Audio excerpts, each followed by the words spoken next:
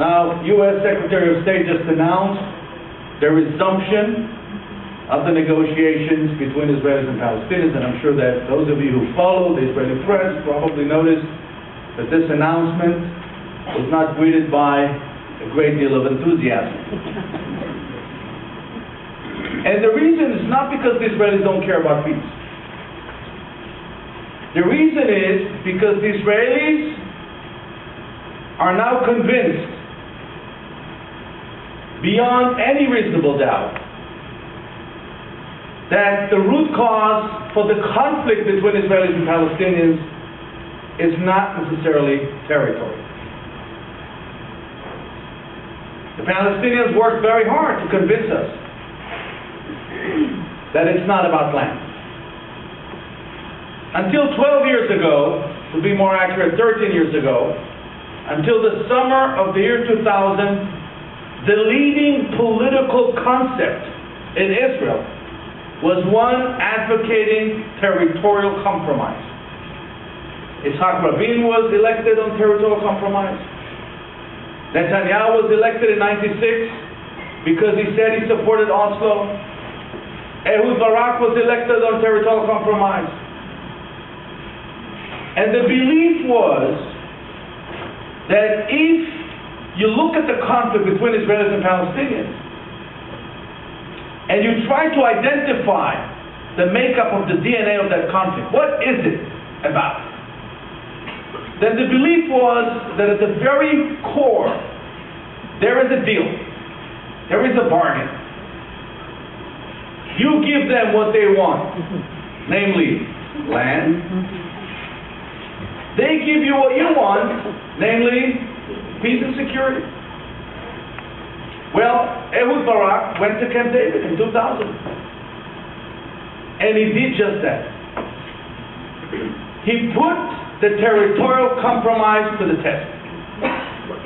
He accepted President Clinton's very generous offer to the Palestinians.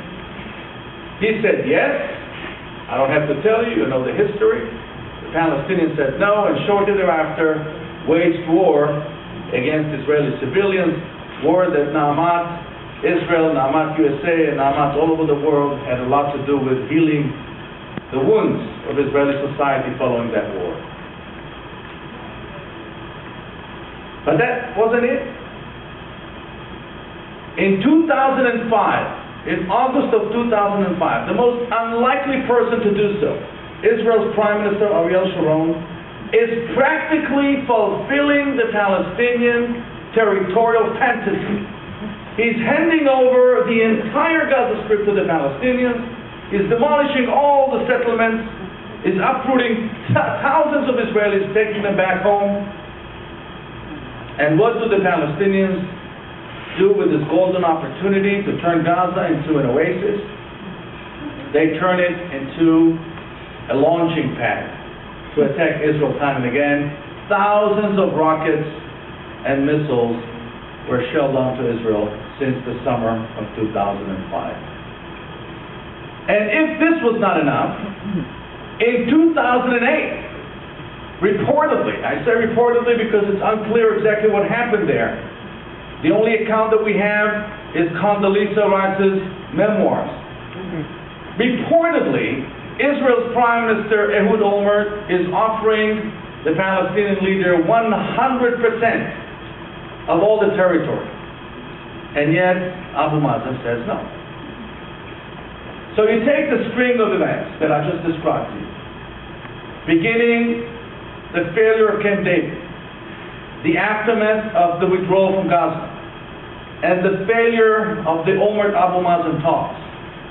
In all three instances, there's one thing that they all have in common. The Palestinians declined to accept a territorial deal. Now, of course, this is not an indication that the fact the Israeli public doesn't care about peace. We care passionately about peace. We believe in democracy. We believe that a more democratic Middle East, by definition, is a safer Middle East for Israel. But at the same time, we understand that it takes two to tango. And we do not cultivate high hopes, and I say it with great sadness, because we know who's on the other side. Leadership that time and again failed to make the right decisions for their people. So this is the first thing that is happening. We cannot look at the Israeli-Palestinian conflict as if nothing is happening around us. There is enough evidence to describe the process that we're looking at in two ways. It's the disintegration of the Middle East, on the one hand, and on the other hand, the rise of political Islam, which you see all over the place. The second thing that is happening, which is of huge importance, unfortunately, hardly even discussed in the Jewish world here in the United States. You know that one of the world's greatest problems that we're all discussing, from the United Nations to any other international organization, is the question of poverty and water scarcity. Water, throughout history, has been a reason for peoples to go to war. Peoples and tribes and clans and bands used to fight and kill each other over water throughout history. When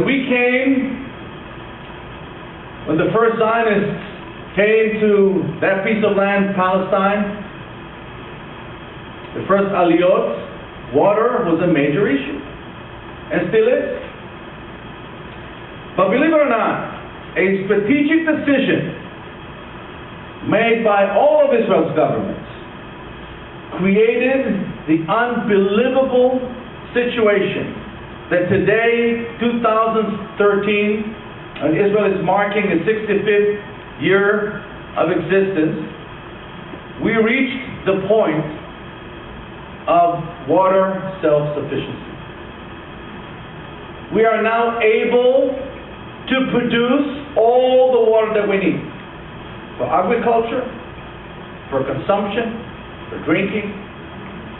In fact, very soon we will be in a position to export water to the world. Now, this is a miracle. This is a miracle of historical proportions. If you know the land, if you know that 65% of Israel's soil is arid land, if you know that this is one of the biggest issues for us over the years, you can understand and appreciate the magnitude of this historical achievement. Which leads me to the third dramatic development. Huge importance, again, historical. In the Mediterranean, as well as in other parts of the land, the Golan Heights and the Elah Valley, scientists were able to discover huge deposits of natural gas and oil and shale oils. Again, I will not bore you with the technical details, but in the near future, Israel will reach the point of self-sufficiency in the area of energy as well.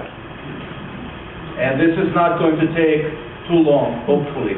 We believe that between 5 to 10 years, you will see a different kind of Israeli economy.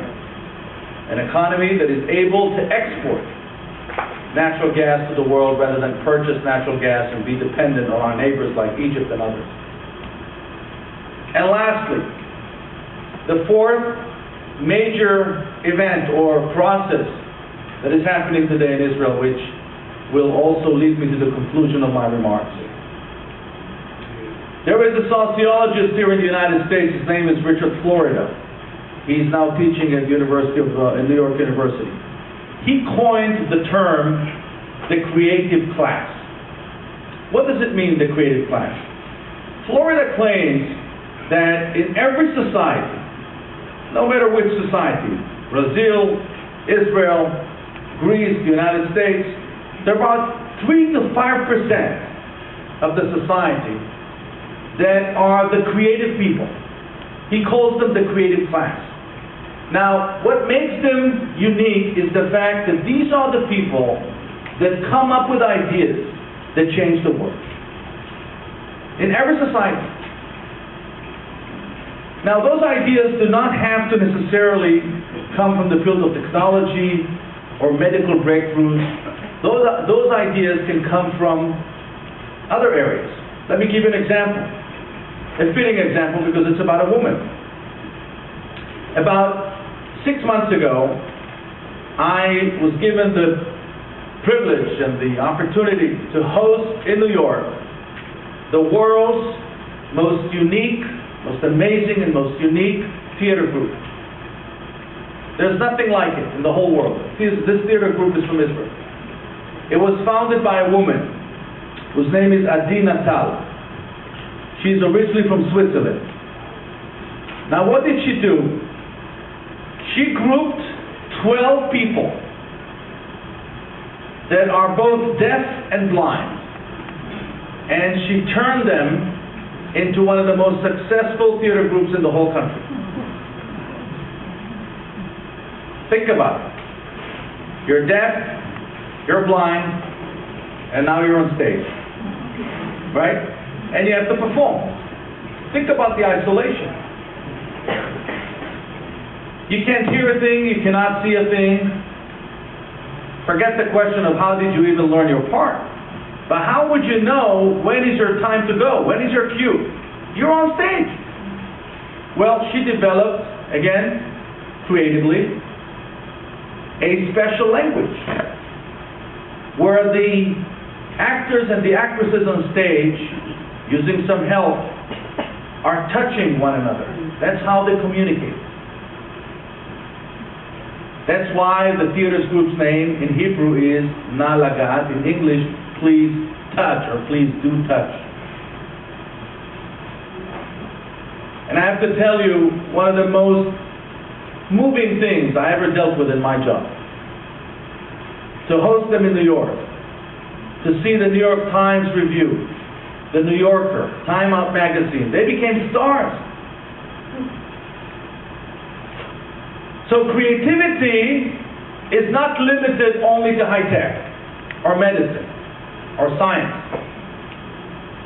Creativity is the DNA of Israeli society. And if according to Richard Florida, in every society 3 to 5% are the producers of ideas that change the world, then I can tell you for sure that in Israel, the creative class is perhaps the fastest growing creative class in the whole world. Today, Israel is the #1 producer of conceptual products that are based on ideas.